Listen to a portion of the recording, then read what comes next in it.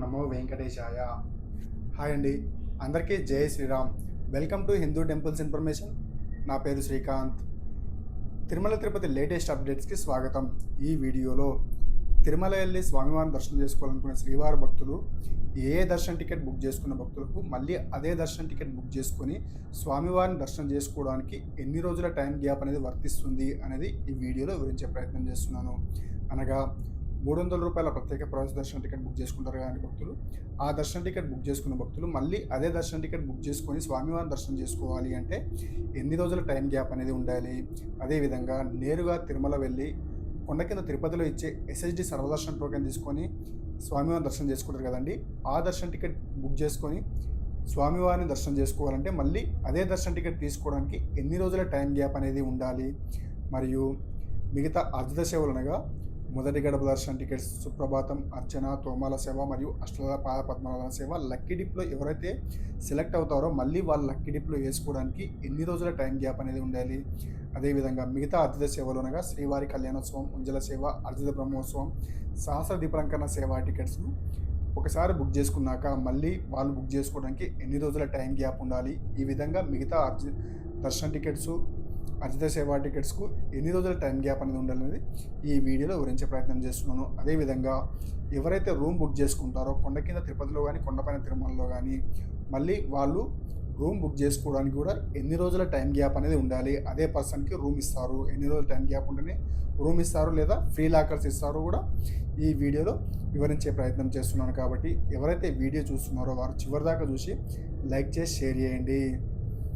అదేవిధంగా హిందూ దేవాలయాల గురించి తాజా అప్డేట్స్ ఇచ్చే ప్రయత్నం చేస్తున్న మన హిందూ టెంపుల్స్ ఇన్ఫర్మేషన్ ఛానల్ని సబ్స్క్రైబ్ చేసుకొని సపోర్ట్ చేయండి. ఓం నమో వెంకటేశాయ. సాధారణంగా మనం తిరుమల వెళ్ళి స్వామివారిని దర్శనం చేసుకోవాలంటే ప్రతి ఒక్కసారి దర్శనం చేసుకున్నా కూడా మళ్ళీ వెమ్మన్నే దర్శనం కల్పిస్తామంటే ఖచ్చితంగా మనం దర్శనం చేసుకోవాలనుకుంటూనే ఉంటాము. స్వామివారిని ఎన్నిసార్లు దర్శనం చేసుకున్నా తనివి తీరదు మనకు. కాబట్టి ఆ స్వామివారిని దర్శనం చేసుకోవాలనుకుంటూనే ఉంటాము. అలాంటి స్వామివారి దర్శనానికి మనకు ఆన్లైన్లో విడుదల చేసే దర్శన టికెట్స్ ఏ టికెట్స్ విడుదల చేస్తారు అంటే మనకు ప్రతి నెల కూడా 3 నెలల ముందుగా విడుదల చేయడం జరుగుతుంది ఆన్లైన్లో. తిరుమల తిరుపతి దేవస్థానంకి సంబంధించిన అఫీషియల్ వెబ్సైట్ ద్వారా అనగా ttddevastaans.ap.government.in లేదా టీటీడీ దేవస్థానమ్స్ మొబైల్ యాప్ ద్వారా ప్రతి నెల రిలీజ్ చేయడం జరుగుతుంది. 3 నెలల ముందుగానే ఈ టికెట్స్ అనేవి విడుదల చేయడం జరుగుతుంది. అందులో ముందుగా శ్రీవారి అర్జిత సేవా టికెట్స్లో మొదటి గడప దర్శన టికెట్స్ అయిన సుప్రభాతం, అర్చన, తోమాల సేవ మరియు అష్టల పద్మనాభ సేవా టికెట్స్ను లక్కీ డిప్లో నమోదు చేసుకోవడానికి విడుదల చేయడం జరుగుతుంది.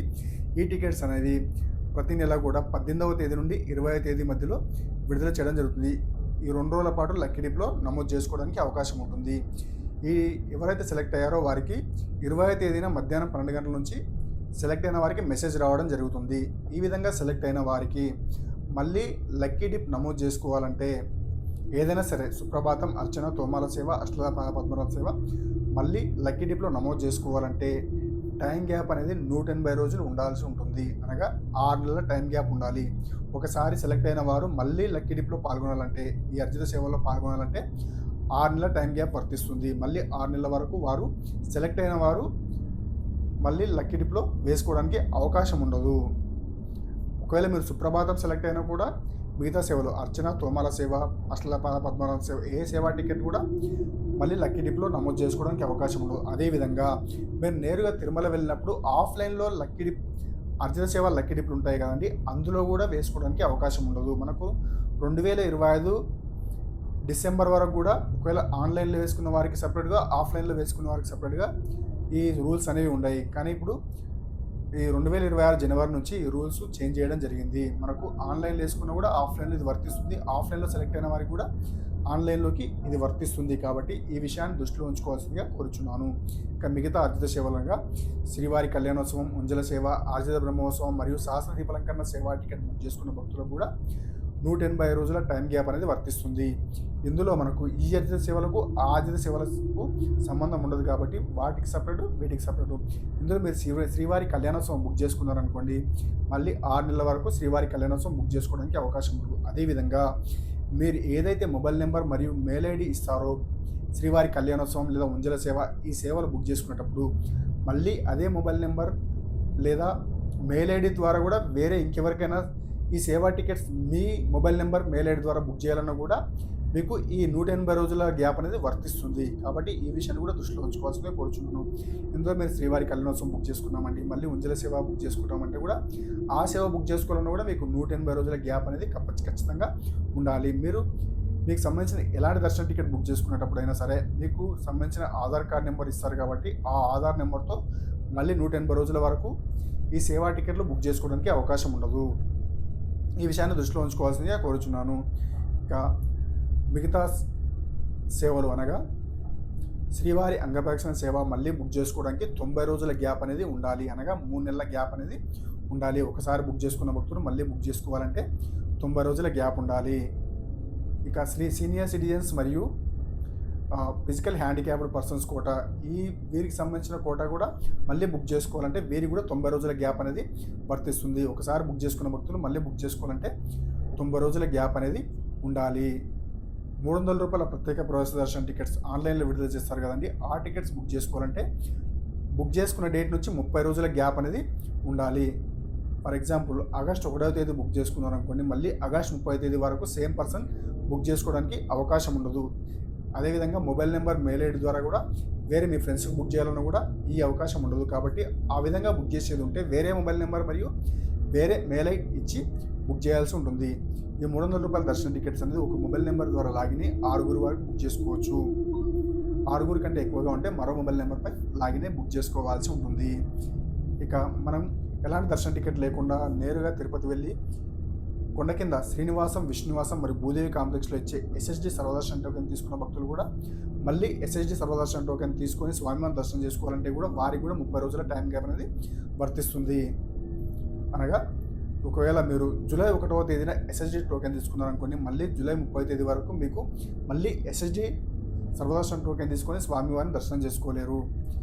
మిగతా సేవలు లేదా దర్శన టికెట్ బుక్ చేసుకోవచ్చు, కానీ మళ్ళీ సేమ్ ఎస్ఎస్డి దర్శన టికెట్ బుక్ తీసుకొని మీరు స్వామివారిని దర్శనం చేసుకోవడానికి వెళ్ళలేరు. కాబట్టి ఈ విషయాన్ని దృష్టిలో ఉంచుకోవాల్సిందిగా కోరుచున్నాను. మీకు ఇందులో ఎస్ఎస్డి సర్వదర్శన టోకెన్ మరియు 300 దర్శన టికెట్ బుక్ చేసుకోవడానికి 30 రోజుల టైం గ్యాప్ ఉండాలి.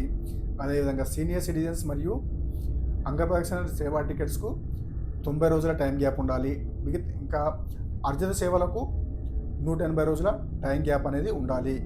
అదేవిధంగా శ్రీవారి ట్రస్టు డైలీ ఆన్లైన్లో విడుదల చేసే టికెట్స్ ₹10,000 డొనేట్ చేసి ₹500 దర్శనానికి పే చేసి స్వామివారిని మొదటి గడప దర్శనం చేసుకోవాలనుకునే భక్తులకు ఏ రోజుకు ఆ రోజు ప్రతిరోజు విడుదల చేసే టికెట్స్లో 7 రోజుల టైం గ్యాప్ అనేది ఉండాలి.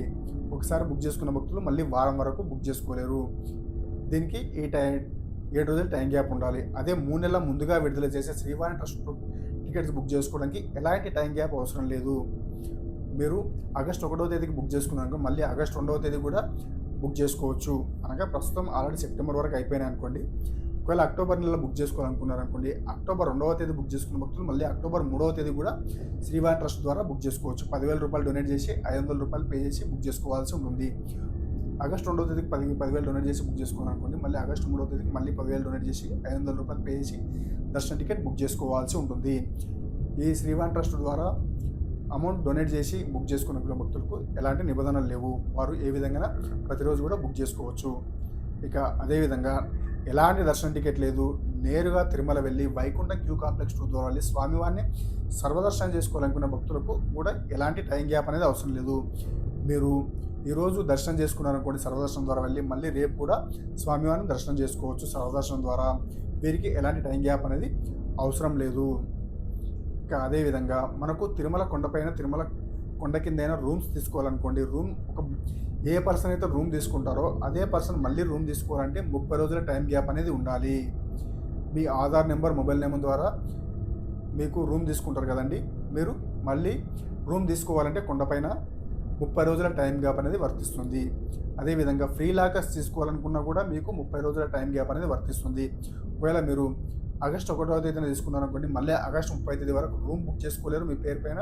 అదేవిధంగా ఫ్రీ లాకర్ కూడా తీసుకోవడానికి అవకాశం ఉండదు. 30 రోజుల తర్వాతనే మళ్ళీ మీరు లాకర్ అనేది తీసుకోవాల్సి ఉంటుంది, లేదా రూమ్ అయినా తీసుకోవడానికి అవకాశం ఉంటుంది. ఒకవేళ మీరు రూమ్ తీసుకున్నారనుకోండి, 30 రోజుల్లోపు వెళ్ళారనుకోండి, మీ ఫ్యామిలీలో మీరు కాకుండా మిగతా మీ ఫ్యామిలీ మెంబర్స్ ఎవరైనా సరే 21 సంవత్సరాలు నిండిన తర్వాత ఎవరైనా సరే రూమ్ తీసుకోవడానికి అవకాశం ఉంటుంది. 21 సంవత్సరాల వారికి కూడా రూమ్ ఇవ్వడం జరగదు కాబట్టి ఈ విషయాన్ని కూడా దృష్టిలో ఉంచుకోవాల్సిందిగా కోరుచున్నాను.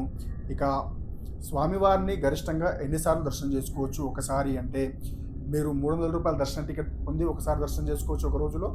ఎస్ఎస్డి సర్వదర్శనం ద్వారా ఇంకోసారి చేసుకోవచ్చు. అదేవిధంగా మీరు శ్రీవాణి ట్రస్ట్ ద్వారా ఒకసారి చేసుకోవచ్చు.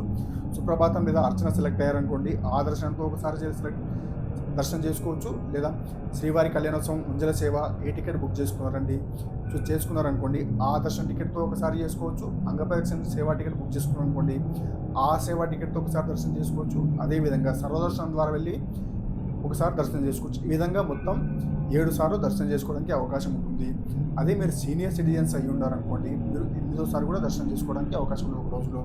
కానీ మీరు సర్వదర్శనం చేసుకోవాలంటే దాదాపు భక్తుల రద్దీ ఎక్కువగా ఉన్నప్పుడు ఆ దర్శనానికి దాదాపు 12 నుంచి 24 గంటల సమయం పడుతుంది. కాబట్టి ఒకరోజు 2 లేదా 3 సార్లు దర్శనం చేసుకోవడానికి అవకాశం ఉంటుంది. అదే సర్వదర్శనం వదిలిపెట్టి మిగతా దర్శనాలు అనుకోండి, మనం సుప్రభాత దర్శనం చేసుకోవాలనుకోండి, ఉదయం 3 గంటలకు మనకి సేవ ఉంటుంది కాబట్టి 2 గంటలకు రిపోర్ట్ చేసి 3 గంటలకు దర్శనం చేసుకోవాల్సి ఉంటుంది. అదేవిధంగా అంగప్రదక్షిణ సేవా టికెట్ అనుకోండి, మీరు 1-2 గంటలకు రిపోర్ట్ చేసి ఈ దర్శనం చేసుకోవాల్సి ఉంటుంది.